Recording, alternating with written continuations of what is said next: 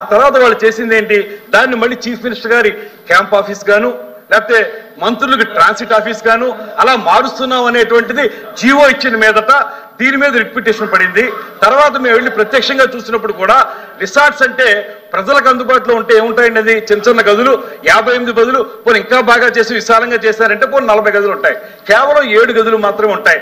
అందులో కూడా స్పష్టంగా వాళ్ళు చీఫ్ మినిస్టర్ గారి కోసం అనేటువంటిది ఇందులో ఉటంకించారు. ఇది ప్రజల డబ్బుని ఇప్పుడు ఏదంటే టూరిజం డిపార్ట్మెంట్కి ఏమీ ఆదాయం లేదండి. టూరిజం డిపార్ట్మెంట్కి ఉన్న ఆదాయాన్ని పెంచడానికి వాళ్ళు చేస్తుంటే ఆనందం.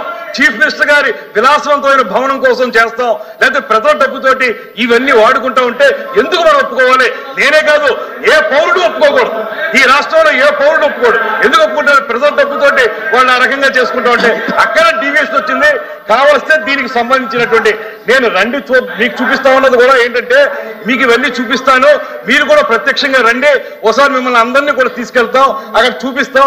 జరిగినటువంటి అన్యాయం కానీ జరిగినటువంటి దుర్వినియోగం కానీ డబ్బు ఏ రకంగా వాళ్ళు నొక్కేశారో అది చూపించడానికి మిమ్మల్ని తీసుకెళ్తా ఉన్నాం. కానీ రండి తేల్చుకుందాం అని చెప్పడానికి నేను కుస్తీ పట్టడం లేదు. దయచేసి question number 13532 municipal roads and buildings. ధన్యవాదాలు అధ్యక్ష. ఏ ప్రశ్నకు సమాధానం? ఆన్ గోయింగ్ 104 ప్రాజెక్టులు ఉన్నాయి. ఆంధ్రప్రదేశ్ రాష్ట్రానికి 2014 నుంచి నేటి వరకు 3495.32 కిలోమీటర్ల పొడవు మేరకు కొత్త జాతీయ రహదారులు మంజూరయ్యాయి. 2014-19 మధ్య నాటి ప్రభుత్వంలో 2615 కిలోమీటర్ల రహదారులు అనుమతులన్నీ తీసుకురావడం జరిగింది.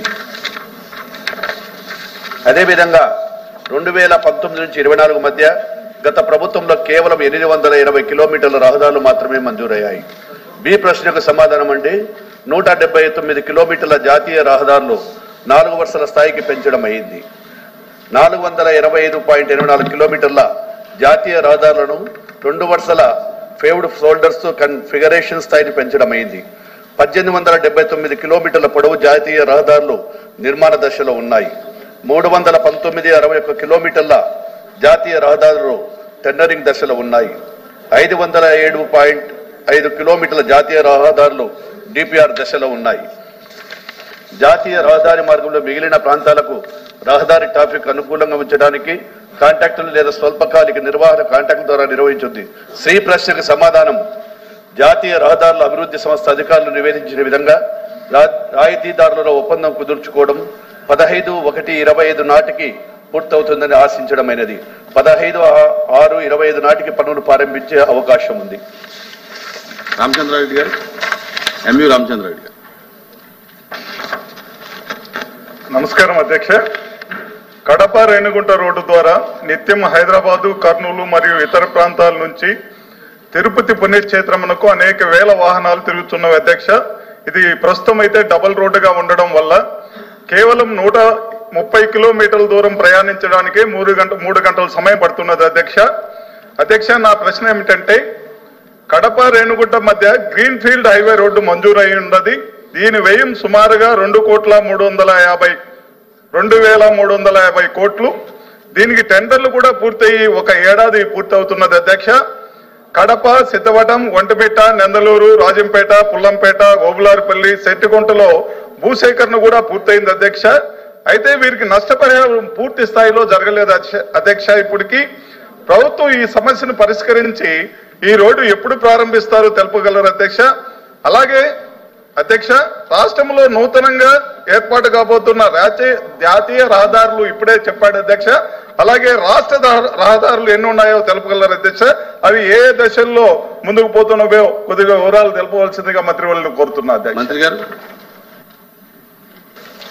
అధ్యక్ష, సభ్యులు చెప్పినట్టు గ్రీన్ ఫీల్డ్ రస్తాకు కొన్ని అక్కడ ఉన్నటువంటి ఫారెస్ట్వి అవన్నీ కూడా క్లియరెన్స్ రావాల్సి ఉన్నవి.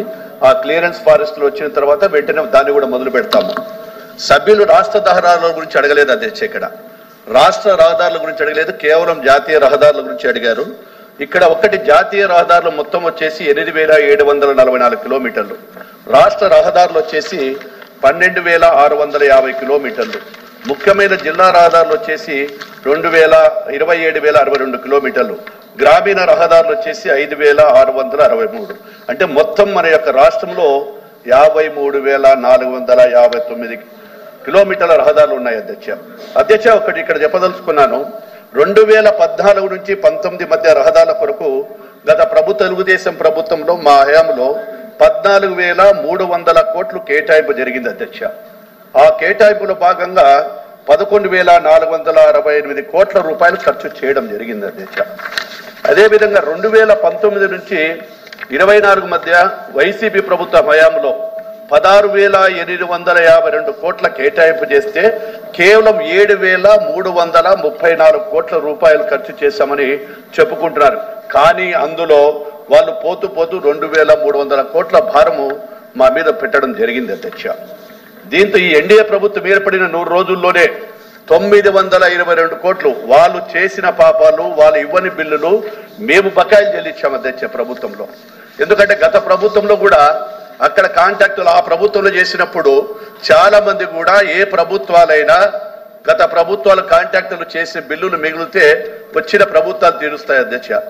గత ప్రభుత్వంలో వీళ్ళు చాలా మంది మీద కూడా కక్షతో ప్రభుత్వం గత వైఎస్ఆర్ ప్రభుత్వంలో చాలా మంది కాంట్రాక్టర్లు చాలా మందికి డబ్బులు ఇవ్వకపోతే ఆత్మహత్యలు కూడా చేసుకోవడం జరిగింది అధ్యక్ష. అదేవిధంగా సార్ అవి ఇస్తున్నాం కాబట్టే కదా సార్, మీ మాదిరిగా మేమే పెట్టిపోలే, ఖర్చులు ఎక్కడ చూపిలా, కోర్టుకు పోయి తీసుకొచ్చినా కూడా మీరు డబ్బులు ఇవ్వలా.